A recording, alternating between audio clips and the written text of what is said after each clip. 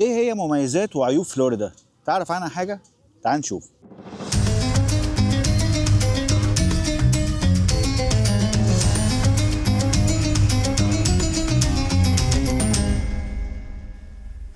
فلوريدا طبعا من اشهر الولايات اللي موجودة في امريكا، شكلها عامل زي شبه جزيرة كده، المياه محوطاها من كذا اتجاه. عندك المحيط الاطلنطي من اليمين وخليج المكسيك من الشمال. عدد سكانها حوالي 22 مليون نسمة، وهي تعتبر ثالث اكبر ولاية من حيث عدد السكان. لكن في تنوع في العرق، يعني ما تلاقيش مثلا في عرق معين هو ده اللي مستحوذ على كل حاجة.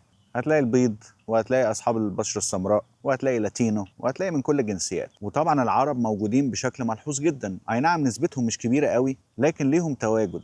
اكبر مدن موجوده في فلوريدا ومشهوره بيها هي اورلاندو، تامبا، ميامي، جاكسونفيل. لكن الغريب ان العاصمه بتاعت فلوريدا مش كتير يعرفوا عنها، اسمها تالاهاسي. دي اللي فيها المركز او الاداره بتاعت الحكم بتاع فلوريدا كلها. لكن من حيث بقى السياحه والبزنس والكثافه السكانيه هتلاقيهم موجودين اكتر في ميامي وفي تامبا. الجزء بقى اللي خاص بالسياسه، طبعا اللي تابع الانتخابات بتاعت 2024 ترامب وهاريس عارف طبعا ان فلوريدا ادت نسبه كبيره جدا لترامب، فهي ولايه جمهوريه، ميولها جمهوريه. يمكن هتلاقي في مدن زي مثلا ميامي هتلاقي شويه مقاطعات كده موجودين في الولايه انتمائهم ديمقراطي صرف، لكن الغالبيه العظمى للمواطنين اللي عايشين جوه فلوريدا ميولهم جمهوريه. هل ممكن ده يتغير في المستقبل؟ ممكن يتغير. فلو انت برضو انتمائك جمهوري او شايف ان الحزب الجمهوري ده بيمثل اهتماماتك، فاكيد الولايه دي مناسبه جدا ليك، لان الموضوع مش موضوع رئيس وبس، ده انت كمان عندك الحاكم بتاع الولايه بيبقى جمهوري، كل السيناتورز اللي موجودين والكونجرس والحاجات دي بيبقوا جمهوريين. فلو عندك الغالبيه العظمى من المواطنين اللي موجودين في الولايه دي سواء ديمقراطيين او جمهوريين، هم بيدوا كل اصواتهم للاتجاه ده. طيب بالنسبه بقى للحد الادنى للاجور، احنا طبعا اتكلمنا قبل كده في فيديو تاني، وانتوا طبعا سيد اللي عارفين ان كل ولايه ليها مينيمم ويجز معينه، يعني كل ولايه ليها حد ادنى للاجور على حسب بقى تكاليف المعيشه اللي فيها والايجارات والاكل، يعني كل حاجه انتوا فاهمين الكلام ده. فلوريدا بقى الحد الادنى للدخل فيها $12، ومن المنتظر كمان سنه او حاجه ان هي تبقى 15، ده الحد الادنى ليها. فده طبعا هيفرق في شغلانات كتيره جدا، الدخل هيزيد، بس برضه خد بالك كل ما الدخل بيزيد كل ما كل حاجه حواليك هتزيد، فالموضوع ممكن ما يبقاش يعني ميزه رهيبه، لكن هنشوف بعد الزياده ما تتم ايه اللي هيحصل بالظبط. هل بيعملوا زي مصر كده ويروح مبصيلك حاجه العلاوه يا ريس وبعد كده تلاقي الدنيا ضربت ضعفين وثلاثه، ولا ايه؟ هنشوف.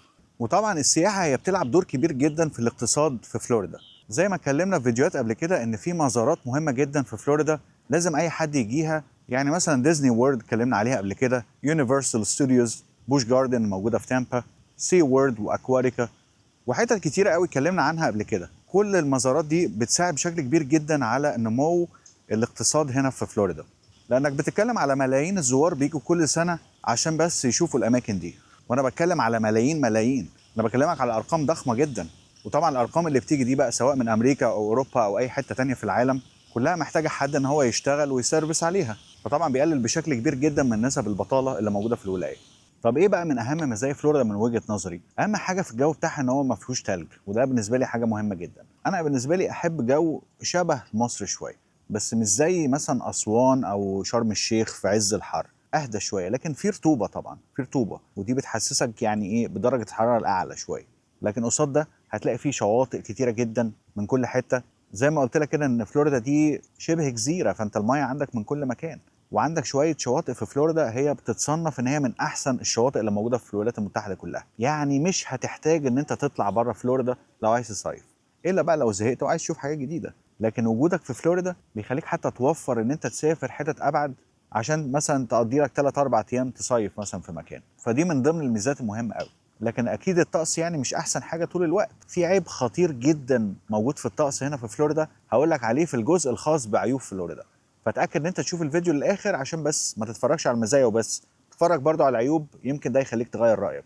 ومن المزايا التانية برضو المعيشة، يعني الحياة هنا مش غالية زي نيويورك مثلا أو كاليفورنيا، الدنيا هنا أبسط شوية، لا هي أرخص حاجة خالص في أمريكا ولا هي أغلى حاجة، فيعتبر مستوى المعيشة بتاعها كويس يناسب ناس كتيرة جدا، لكن في نفس الوقت مش غالي قوي بحيث ان انت تكبس عيلتك كلها في أوضة عشان مش قادر ان انت تدفع، او تقعد لك مثلا بال20 و30 سنة عقبال ما تجيب لك بيت، لا الموضوع بيبقى أبسط من كده شوية. فلو قارنت مثلا ما بين ايجار شقه في فلوريدا اوضتين مثلا وقارنتها مثلا بنيويورك في مكان تاني، مش هقول لك يعني في وسط البلد لكن برضه في مكان معقول، هتلاقي نسبه السعر عاليه. اي نعم الدخل ممكن يكون في نيويورك اعلى، لكن هل اللي ساكن في نيويورك قادر برضه يعيش مستريح؟ يعني لو انتوا الاتنين بتشتغلوا نفس الشغلانه، هل بتاع نيويورك مبسوط اكتر من بتاع فلوريدا؟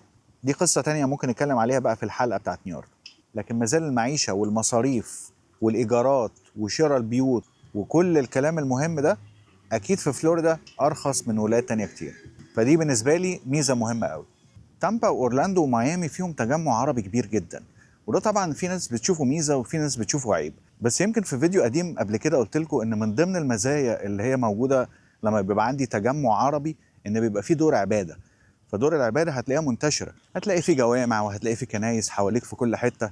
غير ان هي دور عباده تقدر تمارس فيها الطقوس بتاعتك، لكن كمان بيقدموا خدمات كويسه جدا لاي مهاجر جديد. ولو انت ما اتفرجتش على الفيديو ازاي تختار الولايه بتاعتك وايه انسب حاجه وايه الحاجات اللي انت ممكن تفكر فيها كاولويه عشان تحدد المكان اللي انت هتعيش فيه، هسيب لك برضو الفيديو ده في الديسكريبشن عشان تشوفه وتشوف ازاي معظم الناس بتفكر ازاي تختار الولايه قبل ما تنقل او قبل ما تروح اي مكان تاني. في ميزه كمان برضو موجوده في فلوريدا وهي الضرايب. مفيش ضريبه على الدخل. يمكن انا شرحت الموضوع ده في فيديو قديم، لكن بما اننا بنتكلم يعني المره دي على فلوريدا فخليني برضو اقولها. الضريبه على الدخل بتتحسب منك من مكانين. الضريبه اللي انت بتدفعها للفيدرال، دي اللي رايحه للحكومه، كل الولايات بتدفعها لازم. وفي الجزء الثاني اللي هو الضريبه اللي الستيت بتاخدها منك. ولايات كتيره الستيت بتحاسبهم على ضرايبهم برضو، بتاخد منهم نسبه معينه، لكن في فلوريدا مفيش الكلام ده. في فلوريدا انت ما بتدفعش اي ضرايب للستيت، هم بيعفوك من ده. انا طبعا بتكلم على ضرايب الدخل، يعني انت لما تروح تشتغل في مكان وتيجي تقبض المرتب هتلاقي فيه شيك جاي لك برقم معين، الرقم ده مخصوم منه بس الضرايب الخاصه بالفيدرال اللي هي الحكومه الامريكيه بتاخدها. لكن فلوريدا ناس طيبين جدا ومش عايزين منك اي حاجه. طب ايه بقى اكتر عيوب موجوده في فلوريدا؟ احنا طبعا اتكلمنا على الطقس كميزه، لكن هي فيها عيب خطير جدا. مشكله الطقس بقى في فلوريدا ان انت ممكن تشوف الاربع فصول في يوم واحد، لكن مش هي دي المشكله طبعا الرئيسيه. اسوأ حاجه في الطقس في فلوريدا هي موضوع الاعاصير اللي هو بيجي لنا كل سنه. ده موسم كده بنستناه مثلا كل سنه، بيقعد له 3 4 اشهر. في اي وقت ممكن تلاقي الجو قلب تورنيدوز اللي هي عامله زي الدوامات، رياح رهيبه جدا جدا، تطير بيوت وتطير شجر وتجيب كميات ميه كبيره جدا من المحيط، تعمل بقى فيضانات جوه الشوارع، وتلاقي مناسيب الميه عليت جدا ممكن توصل تبقى اطول منك مرتين ولا حاجه. وده طبعا بيسبب حالات وفيات. لكن اكتر مناطق دايما هي بتتضرر هي المناطق اللي على السواحل.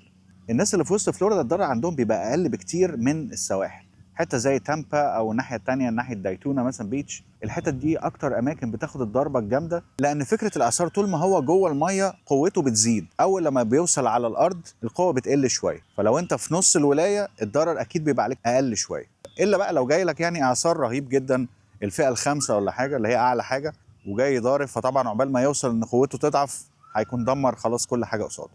فدي اسوأ حاجه موجوده في الطقس بتاع فلوريدا.